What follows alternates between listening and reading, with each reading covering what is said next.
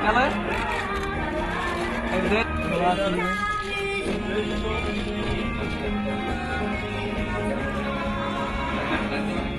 Dag lieve mensen. 3 en 4 december in het intiemste theater in Nederland. Het Munttheater. Fantastisch. Heerlijk om daar te spelen. Komt u langs, alstublieft.